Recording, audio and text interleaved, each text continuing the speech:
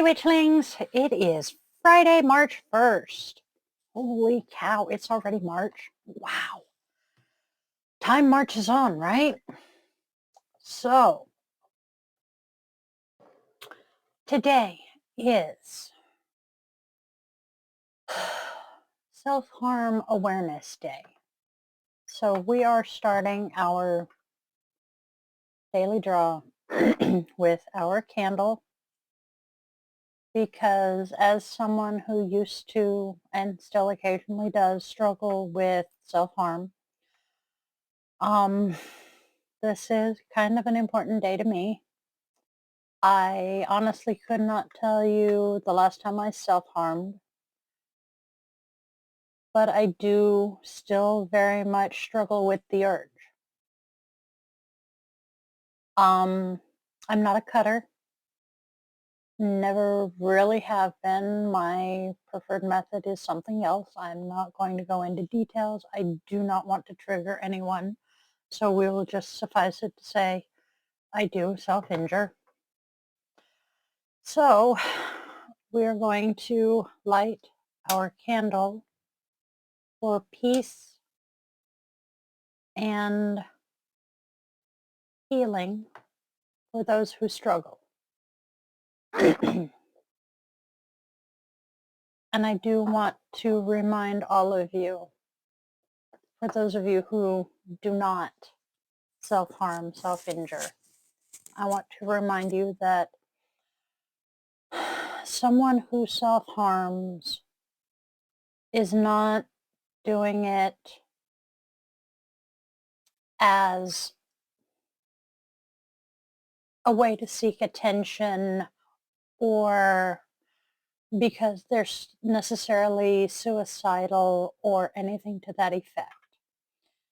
There are a lot of reasons why someone will self-harm. Just know that.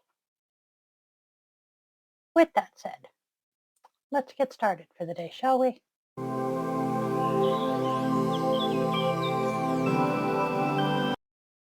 So, our first card. It's an ace, so no blurb. We have the Ace of Sky. The cat's advice.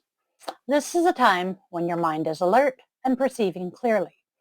Use this clarity to ascertain the proper course of action and steer away from harmful choices. Caution is advised, though great advancement can also be made if you keep your integrity intact. Next, we have the Five of Fire reversed.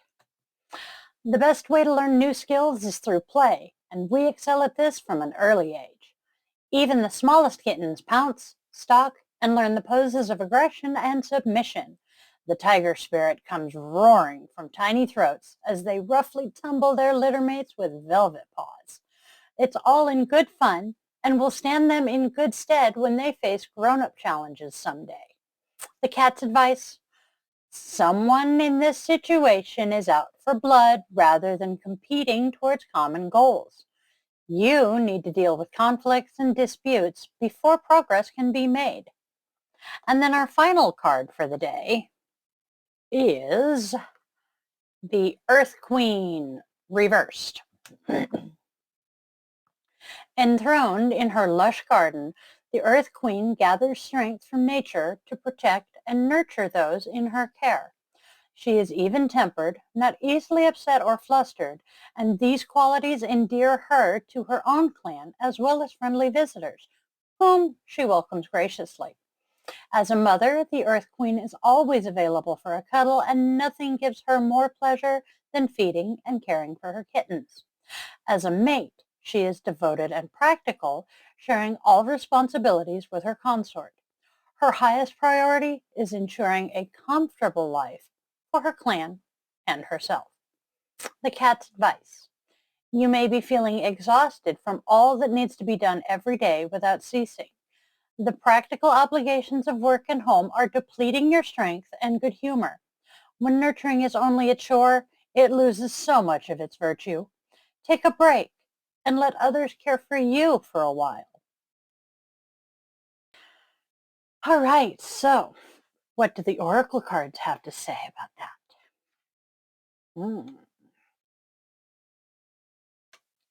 So,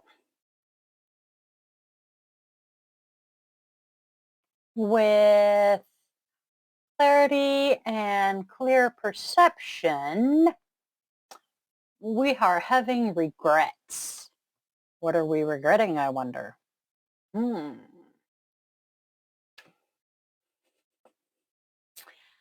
And with the fact that there's someone in this situation who's out for blood, we're currently ignoring the pain. That's not a good idea. And then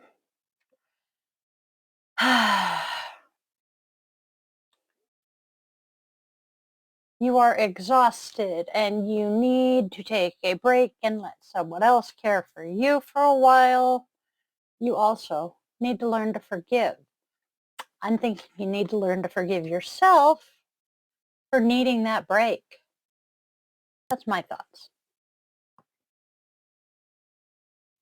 Our rune, we have Isa. Can you see it? You can see it. Haha. So, the divinity is Verdandi. The letter, is anyone going to be shocked when I say the letter is I? The symbol is ice.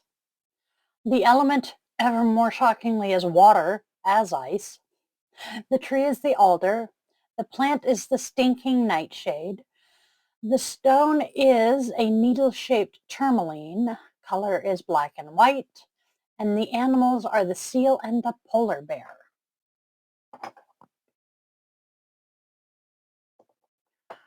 So, Isa is the rune of ice, frost, and timeless stillness. It emits cold and frigid energies, glistening with beauty and gem-like radiance. This serene state of being, symbolized by ice, is a metaphor for mastery over focus and concentration. Dharana, Dharana. Diana, Dharana, Dharana, or Diana. I want to say it's Dharana. Concrete and locked in place. Isa is a great rune to enhance clarity, composure, and focus. Isa can also mean to kill or make cold. Like the motionless ice, the corpse also lays still and frozen. Isa is a powerful addition to rune spells of destruction or death, for it not only focuses the energy directly on the target, but it enhances any runes near it with this clear and focused intent. When paired with runes like Thurisaz, it can create an intense spell of either defense or destruction. Isa is in direct communication with the frozen underworld, Niflheim. This realm of mist, fog, darkness, and ice is a place that exists within all of us, within our blood and spirit. This primordial darkness and cold are deep within our subconscious and DNA, locked deep within our memory. Our species' experience of the desolate ice ages still haunt us to this day, recalling that sunless existence upon fields of ice. That experience has been imprinted upon our genes, and our memories of that ancient darkness give us our appreciation for the light. For the light means nothing without the dark. Isa is akin to the very slow and destructive movements of the ice upon the earth.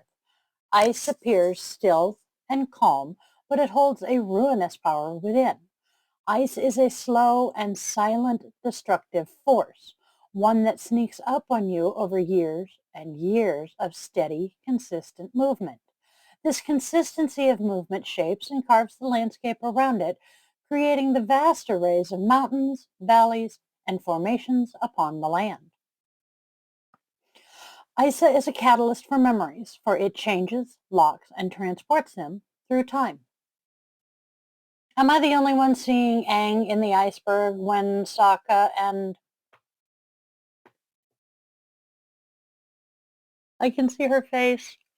His sister, find him, find Aang. States of physical being can be trapped within this force and carried through the ages, making them discoverable and tangible, almost unchanged by hundreds or thousands of years of stagnation. Again, we have the avatar. With this aspect in mind, we can feel confident in using Isa to contact other ages and eras, using it as a conductor to access the frozen layers of the past. Meditation with Isa can be powerful and enlightening, and it must be done to remember, access, and decipher the cold and desolate parts of the psyche. It's a period of rest before activity, but do not let yourself get into a rut. Do not take anyone for granted. Be not afraid to show your feelings. Crossing water will be beneficial. Things appear to be at a standstill, and this is not a time to try to force movement. Patience and wisdom are called for. This is not the time to abandon goals, but an opportunity to reaffirm them. This is a time for contemplation and preparation, not despondency and regrets. Things will change as surely as winter changes to spring and then to summer. In relationships, Isa can signify a cooling off period between partners.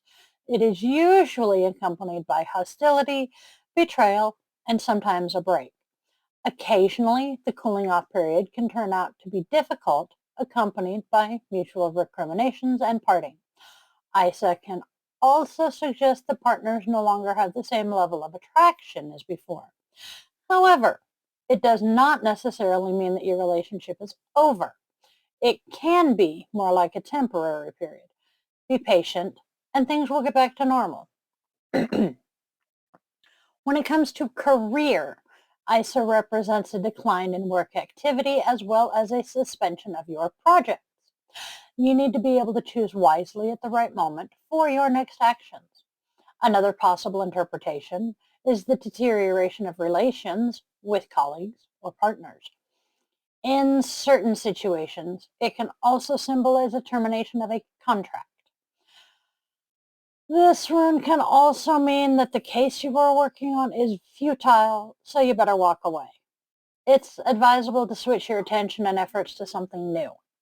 So, your takeaway from this: a challenge or frustration, psychological blocks to thought or activity, including grievances, a standstill, or a time to turn inward and wait for what is coming or seek clarity. This rune reinforces the runes around it, which we don't have today. So, inactivity, blockage, stagnation, potential, patience, reflection, withdrawal, and rest. Let someone else take care of you. Rest. All right. Our goddess of the day. I was talking to Vanna last night and discussing the fact that she has not really enjoyed being out in nature since she left Washington.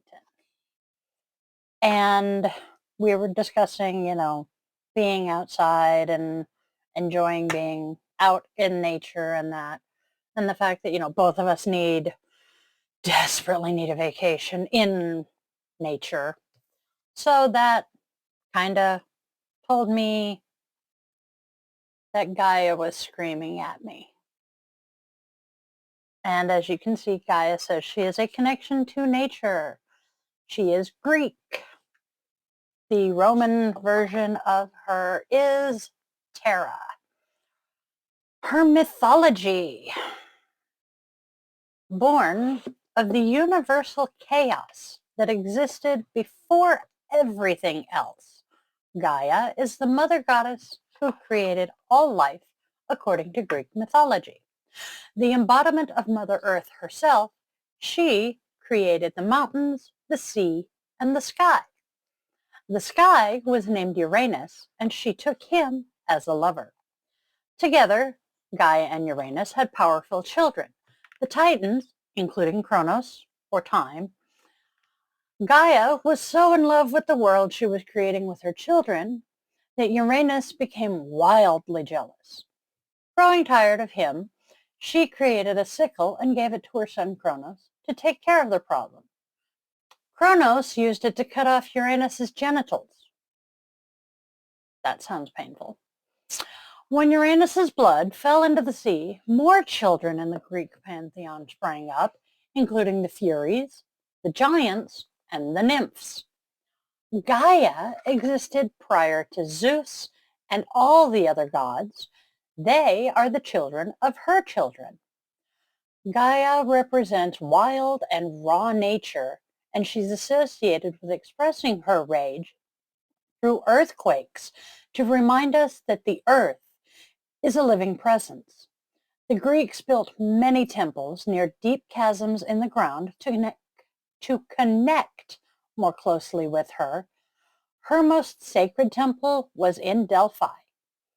Followers worshipped her by offering barley and honey cakes in her sacred caves or in holes in the ground.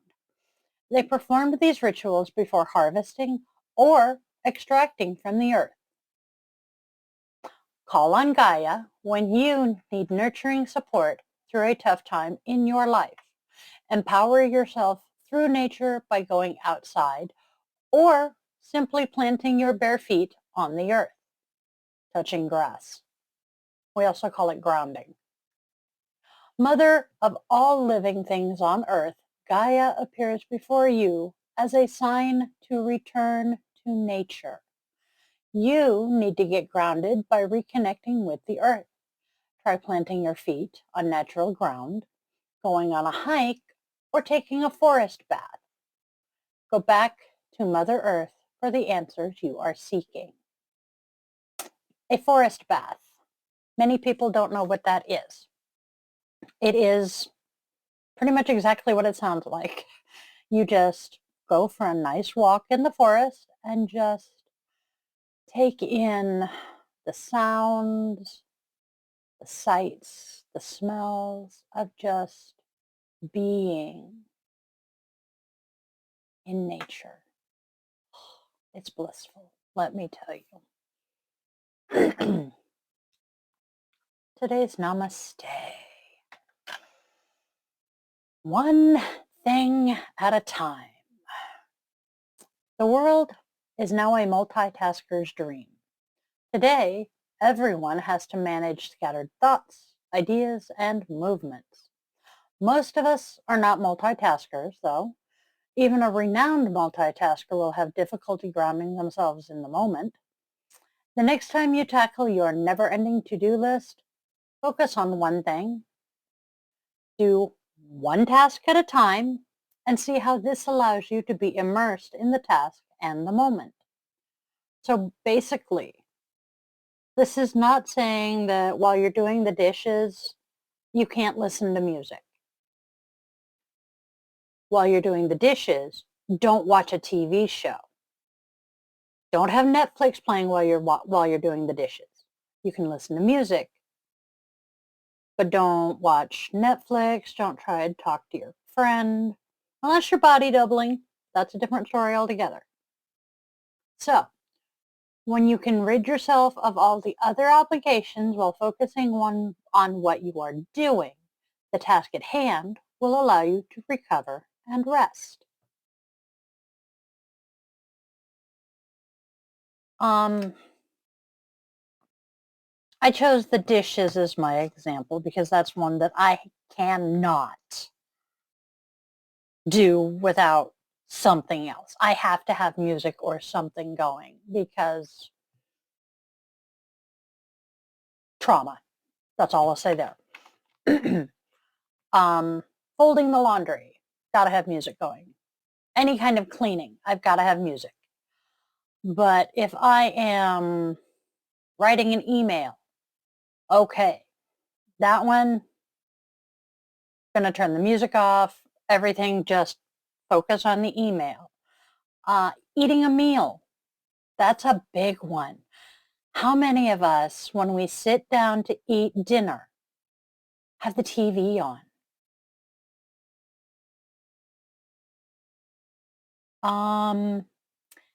It's been a while since I sat down to eat a meal without the TV on. Let's see, what else?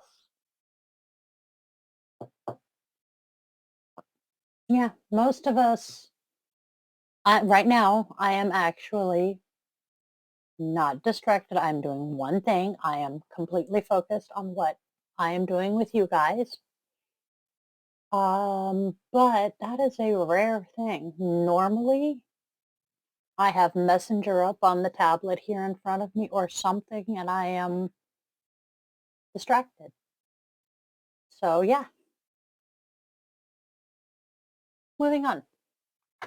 Our self-compassion. You got heart. Give yourself credit for one small thing you did in the past week that took courage. And how can you build off that today? What did I do that? I know what I did this week that took courage. I mentioned it last night on the podcast. I am a victim of identity theft. And I am finally taking steps to rectify that. Because the person who did it, I'm finally fed up enough with the fact that it happened that I am finally taking steps to rectify it and going to file charges and everything. So yeah, that is my small step that took a lot of courage because I am the type to just live and let live. But this one, I can't anymore. So, I think I have read that one, so I'm going to mark it and maybe come back to it if I don't find another one I like.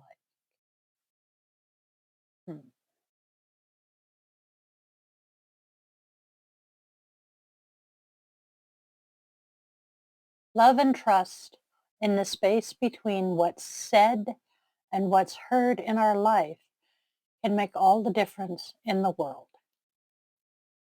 If you love the person and you trust the person that you are talking to, it will make a huge difference in what you hear and what they are saying to you. Very true. So, on that note, I will say yet again, it's Friday. So we will be doing guided meditation tonight, 8 o'clock Pacific time. I am in Seattle. Chair yoga tomorrow, I believe. We're going to repeat last week's chair yoga and see if I try to fall off the ball again, because we see the yoga ball chair behind me.